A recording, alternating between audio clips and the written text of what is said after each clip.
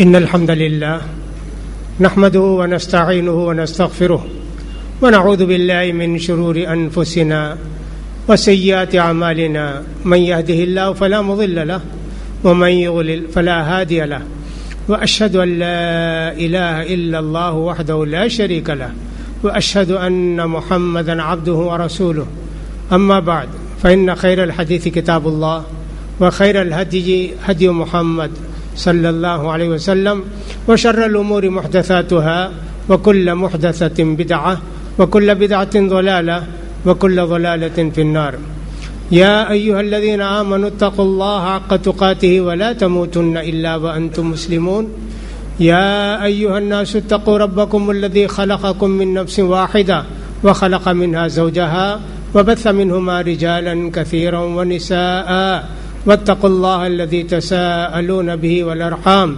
إن الله كان عليكم رقيبا يا أيها الذين آمنوا اتقوا الله وقولوا قولا سديدا يصلح لكم أعمالكم ويغفر لكم ذنوبكم ومن يطع الله ورسوله فقد فاز فوزا عظيما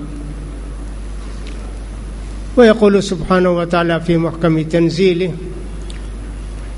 أعوذ بالله من الشيطان الرجيم بسم الله الرحمن الرحيم الف لام میم ذلك الكتاب لا ريب فيه هدى للمتقين.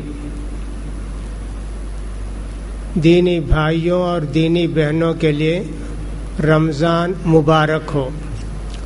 اللہ تعالیٰ سے دعا ہے کہ اللہ تعالیٰ ہمارے اس رمضان کو اس سے پہلے کے رمضانوں سے بہتر بنائے.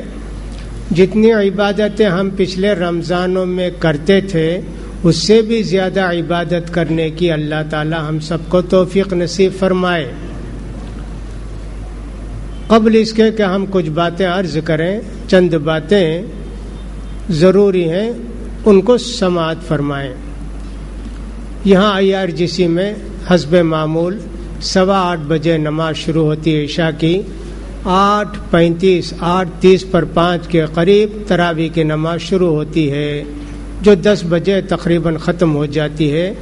پھر اس کے بعد 40-45 منٹ تک، پونے گھنٹے تک تقریباً بیان ہوتا ہے. پورے رمضان کا ایسے ہی معمول ہے تقریباً. دوسری بات یہ ہے کہ ہمارے ہاں پارکنگ کے لیے جگہ نہیں ہے. لوگوں کی بہت خواہش ہے آنے کی، بہت سارے لوگ مجبور ہیں، نہیں آ پاتے ہیں پارکنگ نہ ہونے کی وجہ سے. لیکن جو لوگ ہیں آتے ہیں ٹو ویلر وغیرہ سے، ان سے درخواست کی جاتی ہے کہ راستے کا خیال کریں، جہاں چاہے ٹو ویلر نہ روکیں. اسلام کی ایک تعلیم یہ بھی ہے کہ راستے سے تکلیف دینے والی چیزوں کو ہٹاؤ، یہ نہیں کہ راستے میں تکلیف دینے والی چیزوں کو رکھو. ایسا نہیں ہونا چاہیے. اس لیے اس کا ضرور خیال کریں کہ صاحب کسی کو ہماری وجہ سے تکلیف نہ ہو. بھلے سے آپ کو ذرا دور ہی پارکنگ کرنا پڑے تو وہ بہتر ہے. تیسری بات یہ ہے کہ ادھر بازو کی جو گلی ہے وہاں مہربانی فرما کر اپنے ٹو ویلر نہ روکیں. کچھ بیوقوف قسم کے لوگ رہتے ہیں، کچھ بد اخلاق لوگ رہتے ہیں، وہ اعتراض بھی کرتے ہیں اور نہیں ماننے کی صورت میں عام طور پر ہوا نکال دیتے ہیں. ایسی شرارت عام طور پر کرتے ہیں. خاص کر لڑکیوں کو، عورتوں کو تکلیف ہوتی ہے جو ٹو ویلر سے آتی ہیں جاتی ہیں تو معلوم ہوا کہ سب ہوا خالی ہے. لہذا اس بات کا خیال رکھیں کہ وہاں ہرگز بازو کی گلی میں جہاں وہ کچرے کی ٹوٹی رکھی ہوئی ہے وہاں ہرگز ٹو ویلر اس گلی میں نہ روکیں. تیسری بات یہ ہے کہ تراویح کا بڑا ثواب ہے، لیکن یہ ثواب اس کو ملے گا جو پابندی سے تراویح پڑھتے ہیں. 2 رات 4 رات نماز پڑھے چھوڑ دیا، ویسے لوگوں کو ثواب نہیں ملے گا. اللہ کے پیارے رسول نے یہ نہیں فرمایا کہ 2-4 رکعت تراویح پڑھ لینے سے ثواب ملے گا، بلکہ فرمایا من قام رمضان ایمانا واحتسابا غفر له ما تقدم من ذنبه. جو آدمی کے رمضان کے تراویح کا اہتمام کرتا ہے اس کے سارے گناہ معاف ہو جاتے ہیں. لہذا آدمی کو تراویح پابندی کے ساتھ پڑھنا چاہیے اور پوری تراویح اس کو پڑھنا چاہیے، اس کا خیال رکھیں۔ اور جس کو تراویح کا اہتمام کرنا ہے اس کے لیے یہ بھی ضروری ہے کہ جلد سے جلد عشاء کی نماز کو پہنچ جائے تاکہ تراویح مکمل اس کو مل سکے۔ چوتھی بات یہ ہے کہ شروع ہی میں بتا دے تاکہ بعض لوگوں درمیان میں ایسا ہوتا ہے، پہلی صف میں آ کر کھڑے ہوتے ہیں، ان کو خواہش رہتی ہے لیکن 2 رکعت پڑھے نکل جاتے ہیں، 4 رکعت پڑھے نکل جاتے ہیں، تو صف میں اس طرح خالی جگہ ہوتے جاتی ہے۔ اب وہ آتے ہیں نہیں آتے ہیں، دوسرے لوگ کھڑے ہونے کے لیے بھی سوچتے رہتے ہیں۔ لہٰذا اگر آپ کو کوئی ضرورت ہے، آپ جانے والے ہیں، تو آپ کو چاہیے کہ کہیں کنارے جا کر کھڑے جہاں سے جانا آسان ہو، نکلنا آسان ہو، یا پیچھے جائیں۔ ایسا نہیں ہونا چاہیے کہ پہلی صف میں آپ کھڑے ہوں اور 2 رکعت پڑھ کے نکل جائیں، 4 رکعت پڑھ کے نکل جائیں، اس بات کا بھی خیال رکھیں۔ پانچویں بات یہ ہے کہ کچھ لوگوں کی عادت ہوتی ہے ہر 2 رکعت میں باہر جانا اندر آنا، اندر جانا باہر جانا، یہ عادت ہوتی ہے۔ یہاں نماز پڑھنے والوں کو تشویش ہوتی ہے، پریشانی ہوتی ہے۔ یہاں ہماری مسجد میں اتفاق سے جو گیٹ ہے وہ قبلے کی طرف پڑتا ہے، جو بھی آتے ہیں سب ہمارے اوپر سے گزرتے جاتے ہیں، لہذا صبر سکون کے ساتھ اطمینان کے ساتھ نماز پڑھنا چاہیے۔ کسی کو پیاس لگتی ہے اس کو پانی کی بوتل رکھ لینی چاہیے اپنے پاس، وہیں بیٹھے بیٹھے پی لے گا، پانی ساتھ رکھنے میں کوئی حرج نہیں۔ جن کو 2 رکعت میں پانی پینا پڑتا ہے وہ نہیں کہ صاحب یہاں گئے ادھر گئے ادھر گئے، اپنے پاس رکھیے چھوٹی سی بوتل، پانی پی لیا کیجئے، تو دوسروں کی عبادت کا بھی آپ خیال رکھیں گے تو یہ زیادہ آپ کے لیے بہتر ہے۔ تو لہٰذا ان ساری باتوں کا آپ خیال رکھیے۔ اس سے پہلے رمضانوں میں جو نماز ہوتی تھی، تراویح میں جو قرآن مجید کی آیتیں تلاوت کی جاتی تھیں، ان میں سے کچھ آیتیں لے کر ان کی تفسیر بیان کی جاتی تھی۔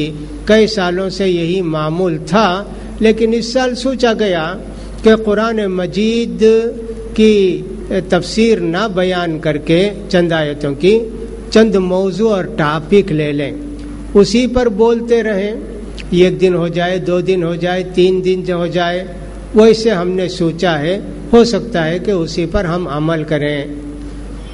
چھٹی بات یہ ہے کہ یہاں جو تفسیر ہوتی ہے وہ عام لوگوں کا خیال کر کے بیان کی جاتی ہے، اہل علم کے لیے، علماء کے لیے، نکتہ دانوں کے لیے، عربی دانوں کے لیے وہ تفسیر نہیں ہوتی ہے۔ سیدھی سادی زبان میں تفسیر بیان کرنے کی کوشش کی جاتی ہے تاکہ لوگ آسانی کے ساتھ سمجھ سکیں، اس کا بھی ہم ہر طرح سے خیال کرتے ہیں۔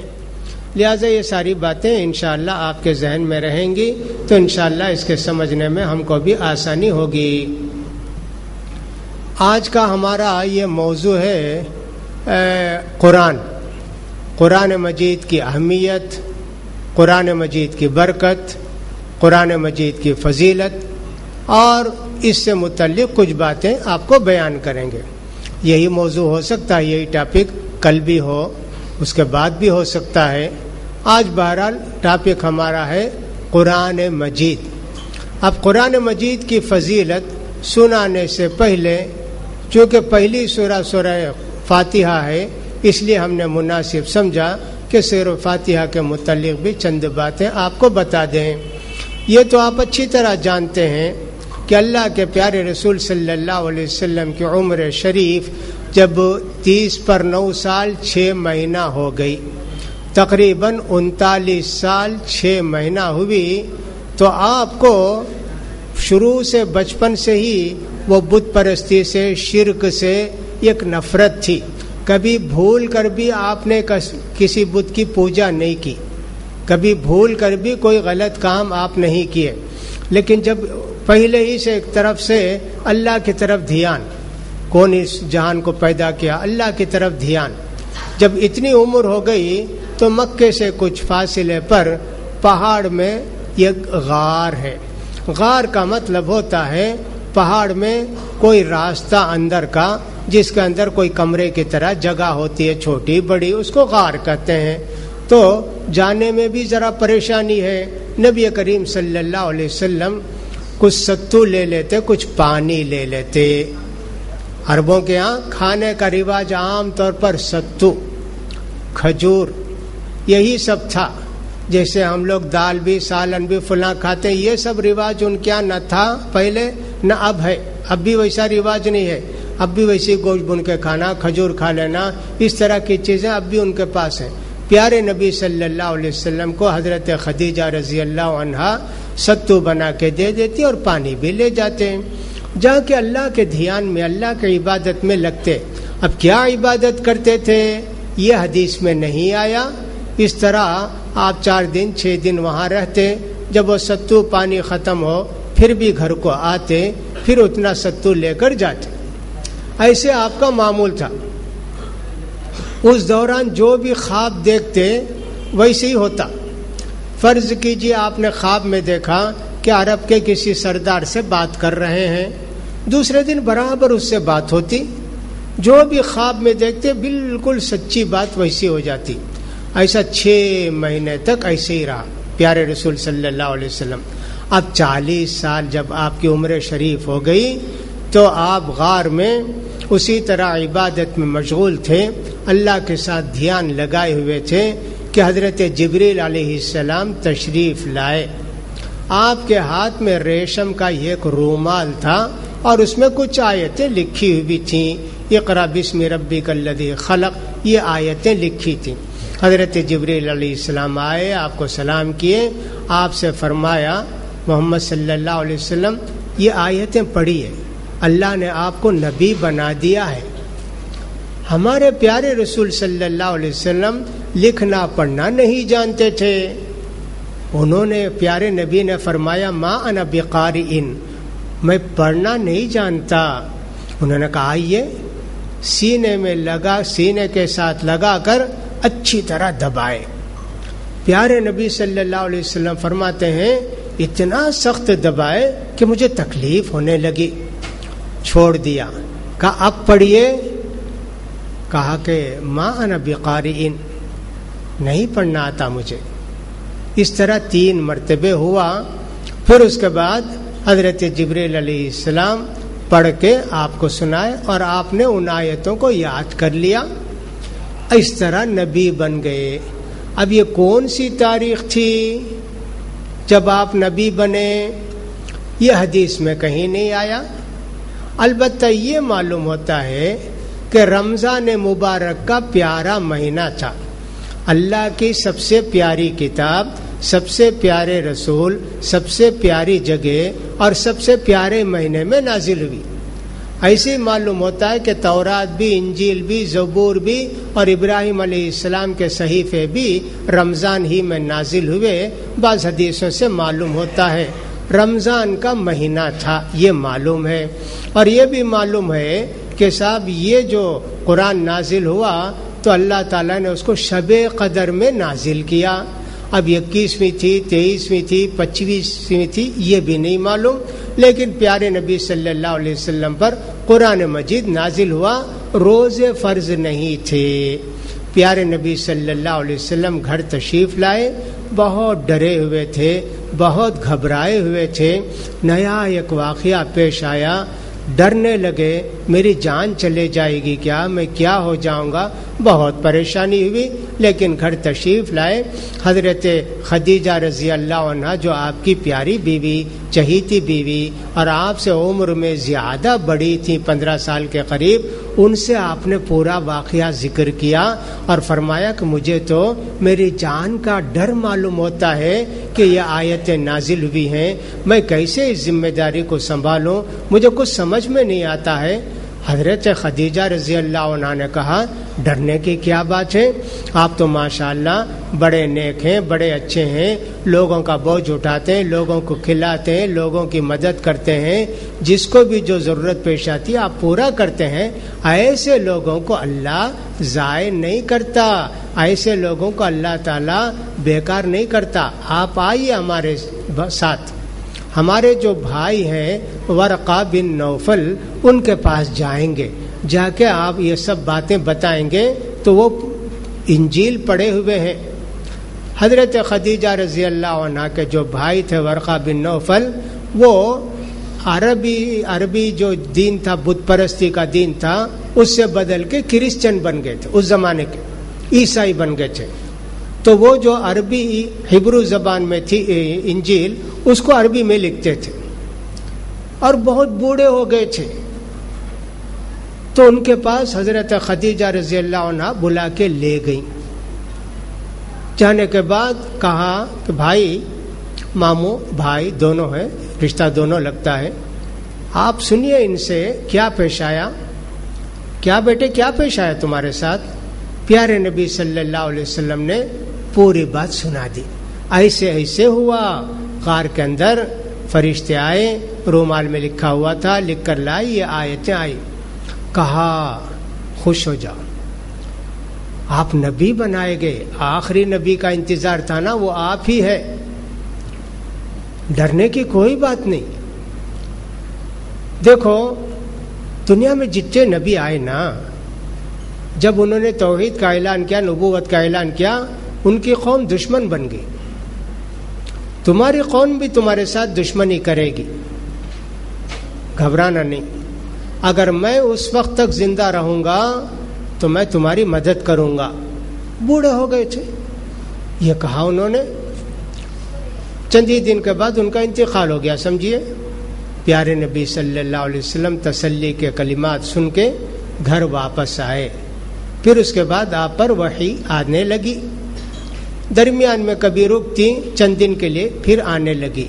اس طرح ہمارے نبی صلی اللہ علیہ وسلم 40 سال کی عمر میں نبی بنائے گئے. اس کو وحی بولتے. اللہ کی بات حضرت جبریل علیہ السلام لا کر سناتے. پہلی مرتبہ تو ریشم کے رومال میں سب کچھ لکھ کر لے آئے تھے اللہ کی طرف سے، بعد میں پڑھ کر سناتے تھے. یہ نبی کریم صلی اللہ علیہ وسلم کو پڑھ کر سناتے تو نبی کریم صلی اللہ علیہ وسلم بھی جلدی جلدی پڑھتے، بھول جائیں گے کیا ایسے. اس کے بعد اللہ نے کہا جلدی کرنے کی ضرورت نہیں، آہستہ پڑھو، ہماری ذمہ داری ہے اس کو تمہارے دل میں بیٹھانا. تو اس کے بعد نبی کریم صلی اللہ علیہ وسلم کی اطمینان ہو گیا، تسلی سے پڑھنے لگے. 13 سال کے قریب مکے میں قرآن نازل ہوا.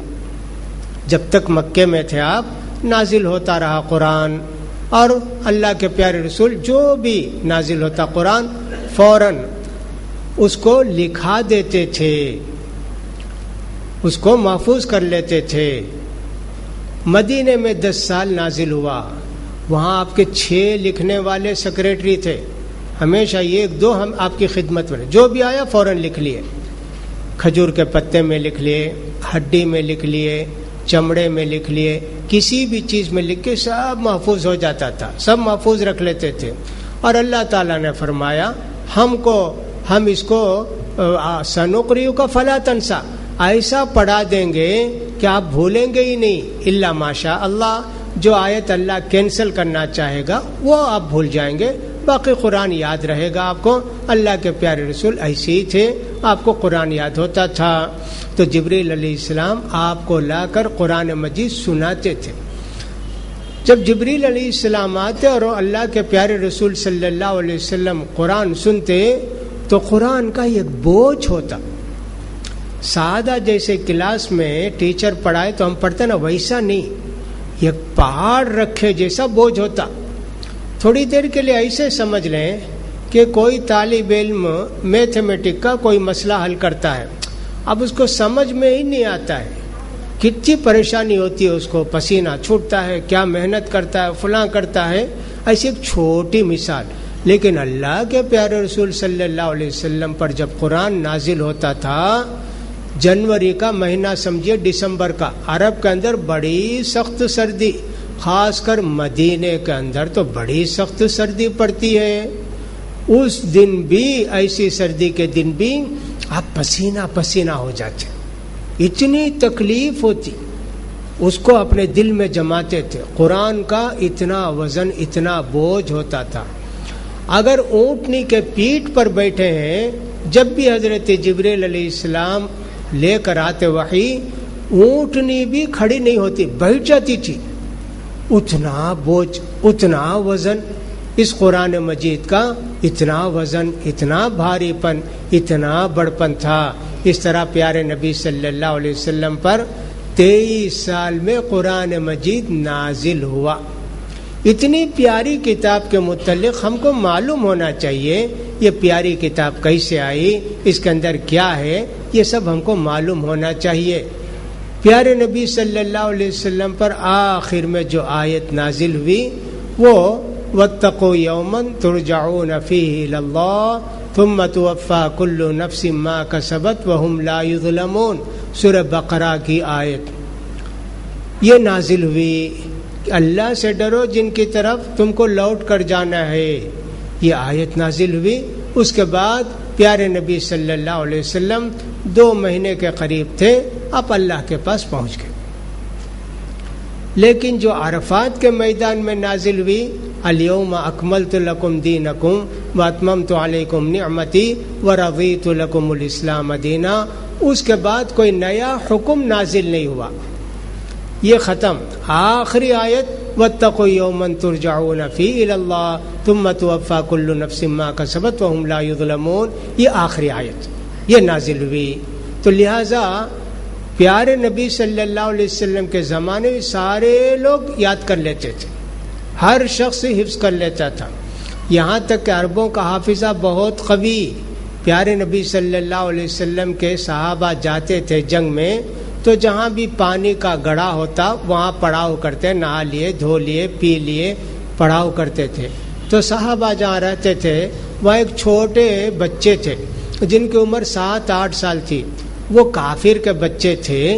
تو وہ دیکھتے یہ لوگ صحابہ آتے، کھڑے ہوتے، نماز پڑھتے، کیا کیا پڑھتے ان کو یاد ہو جاتا، اور قرآن مجید عجیب و غریب کتاب ہے، یاد ہو جاتی ہے۔ ہم لوگوں کو عربی تھوڑی معلوم ہے ہندوستان میں رہنے والوں کو، لیکن قرآن مجید دیکھیے کتنے بچوں کو یاد ہے، چھوٹے چھوٹے بچوں کو یاد ہے، اور ایک مرتبہ یاد ہوگی تو ہمیشہ یاد رہتی ہے۔ تو وہ چھوٹے بچے کفر کافر ہیں تب بھی ان کو سب آیتیں یاد ہو گئیں۔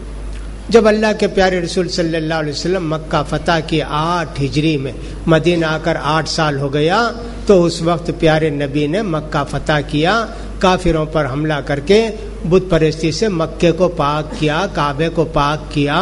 تو اس کے بعد مدینے کو سب لوگ آنے لگے، ہم بھی قبول کرتے اسلام، ہم بھی قبول کرتے اسلام۔ تو لہٰذا یہ لوگ بھی آئے۔ تو نبی کریم صلی اللہ علیہ وسلم نے پوچھا، بھئی تم میں سے سب سے زیادہ قرآن کسے یاد ہے؟ قرآن یاد ہے کہ کسی کو؟ اس بچے نے کہا اللہ کے رسول مجھے یاد ہے، سب پڑھ کے سنائے۔ اللہ کے رسول نے تم ہی امام ہو جی۔ 8 سال کا بچہ، اور پیارے رسول نے ان کی قوم کا ان کو امام بنا دیا۔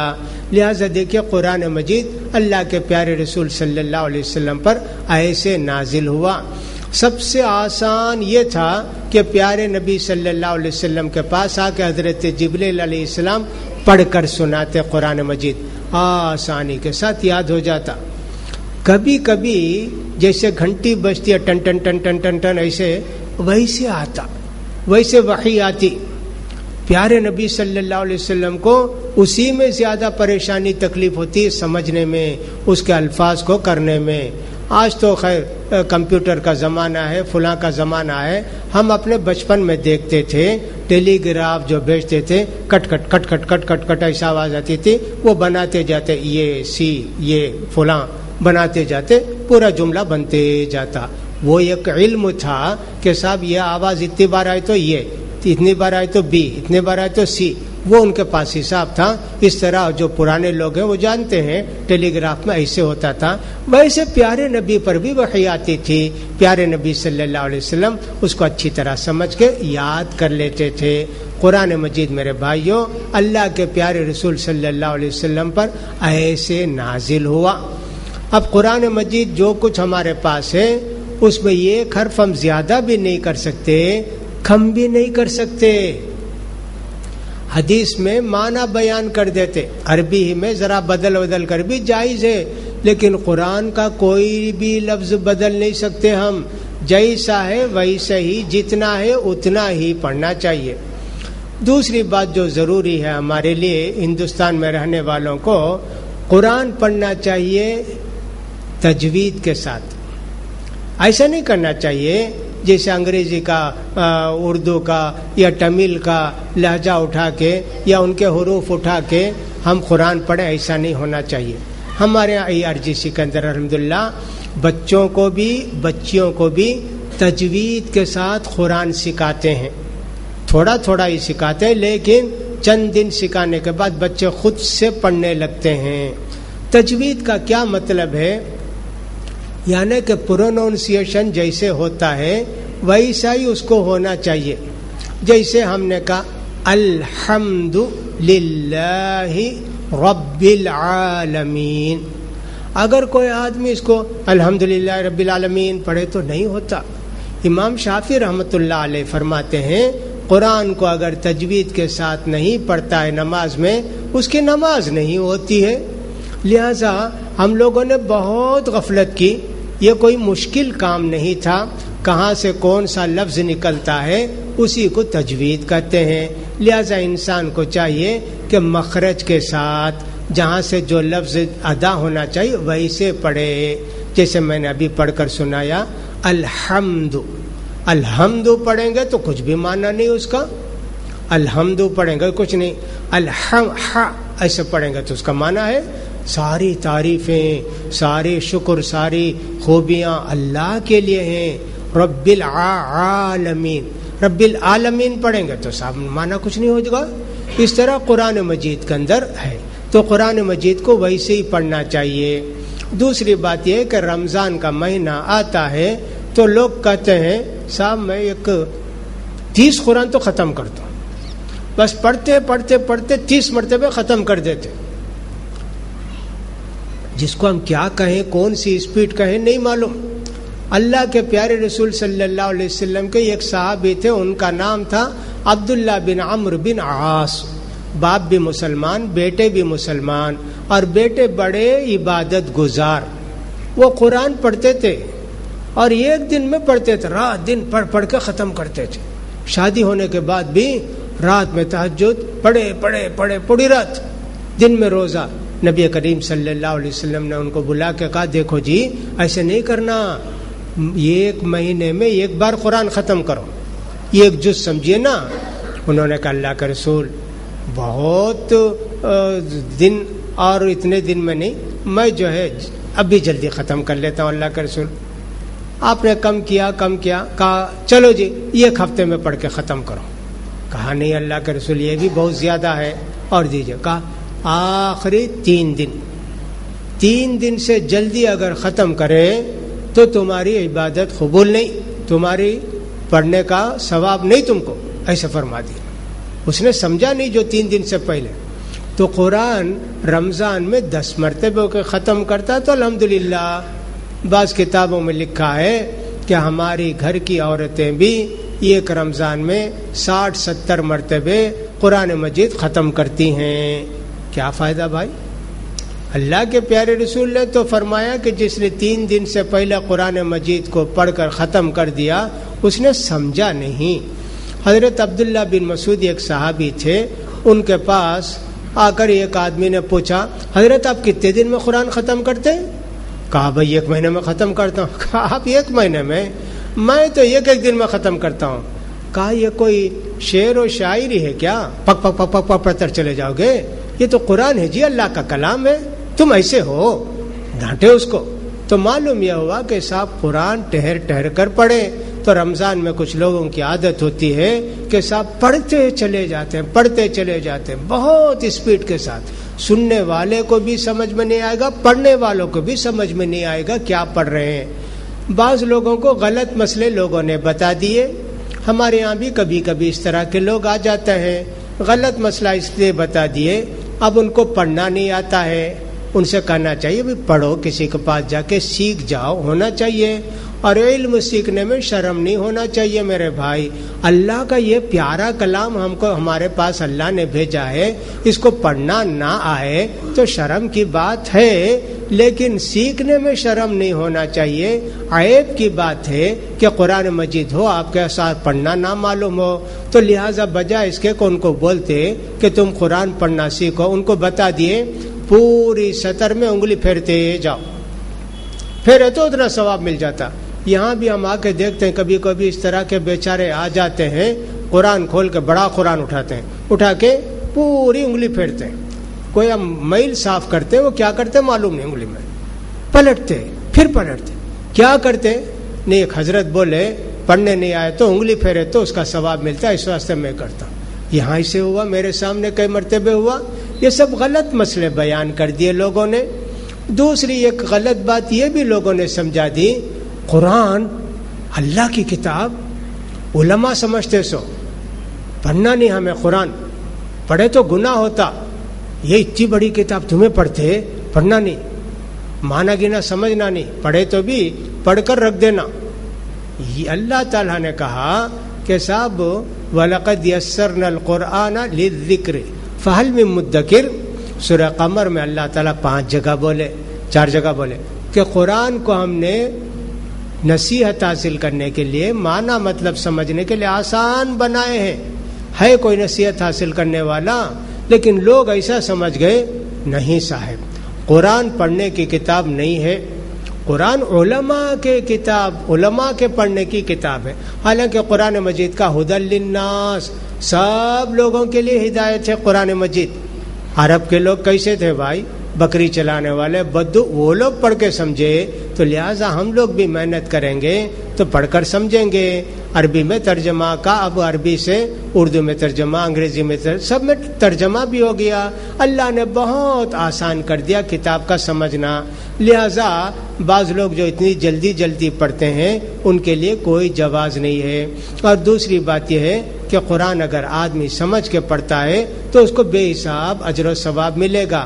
قرآن سمجھ کے پڑھنے والی کتاب ہے. لوگ جو الزام لگاتے ہیں یا جھوٹی بات کہتے ہیں کہ قرآن علماء کے لیے آیا ہے، ایسی کوئی بات نہیں ہے. یہ ڈرانے کی باتیں ہیں، لوگوں کو بہکانے کی باتیں ہیں. اس قرآن کو چھوڑ کے دوسری کتابیں پڑھتے ہیں، نماز کے بعد، عصر کے بعد بھی پڑھتے ہیں، مغرب کے بعد بھی پڑھتے ہیں، کب پڑھتے رہتے ہیں. اور صاحب یہ تو کوئی بات ہی نہیں ہے.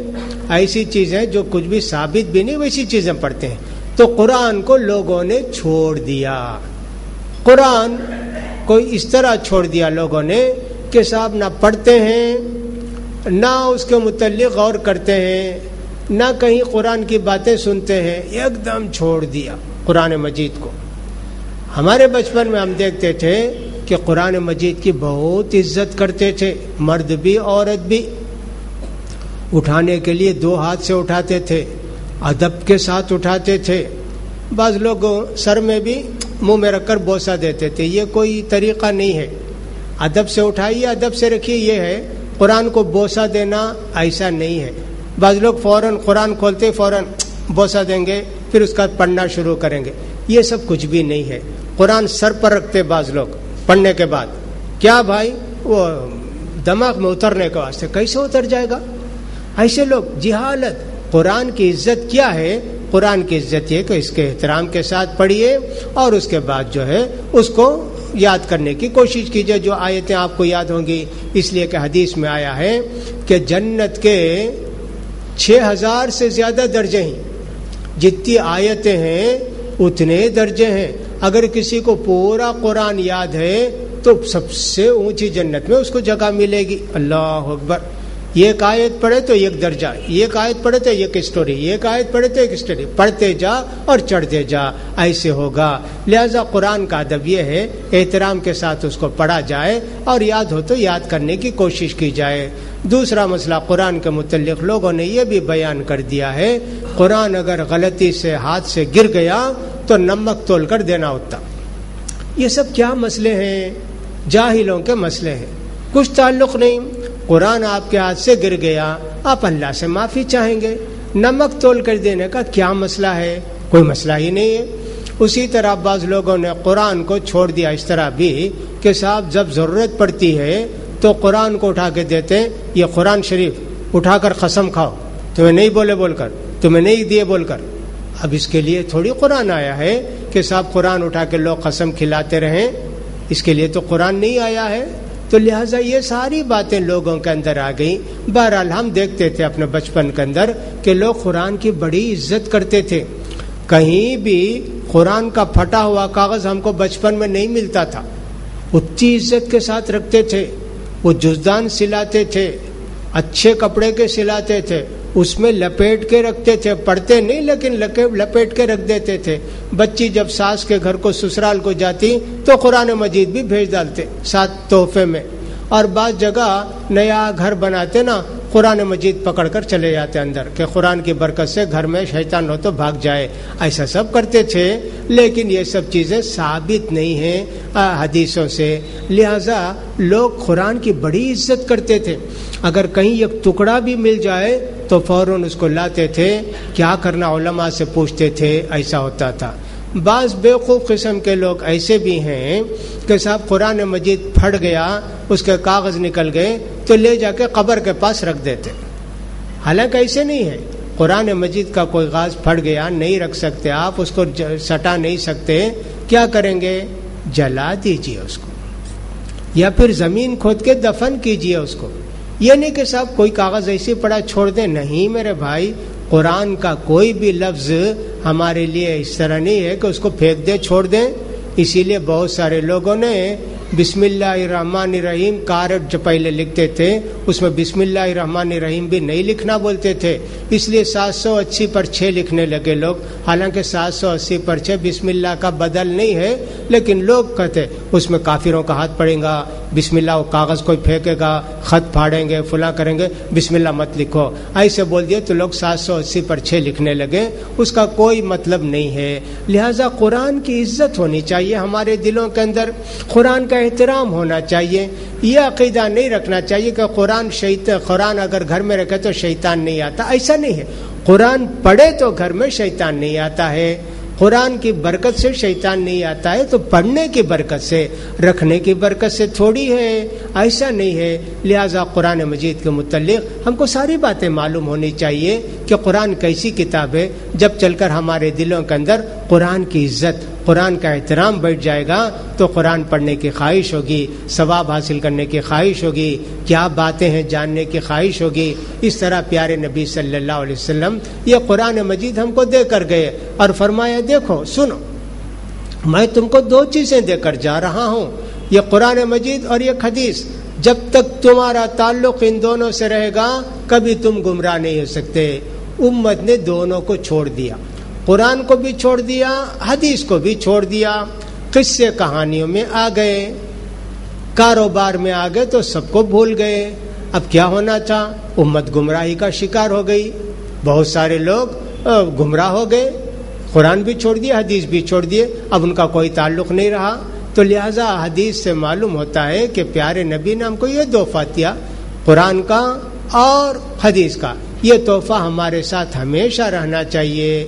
قرآن مجید میں اللہ تعالیٰ خود فرماتے ہیں وقال الرسول یا ربی ان قوم اتخذوا هذا القرآن مہجورا. قیامت کے دن رسول اللہ سے شکایت کریں گے, اللہ اتنی بڑی کتاب, اتنی عظیم کتاب, اتنی برکت والی کتاب, رحمت والی کتاب, اس کتاب کو میری امت نے بھلا دیا, چھوڑ دیا. لوگوں نے لکھا ہے اس کا مطلب یہ ہے کہ صاحب جو لوگ قرآن کو نہیں پڑھتے ہیں, قرآن کو نہیں سمجھنا چاہتے ہیں, قرآن کی محفلوں میں نہیں آتے ہیں, ان کے تعلق سے قرآن اللہ کے رسول قیامت میں شکایت کریں گے. اسی لیے لوگوں نے لکھا ہے کہ جن کو قرآن پڑھنا آتا ہے ان کو چاہیے کہ ضرور کچھ نہ کچھ روزانہ قرآن پڑھیں.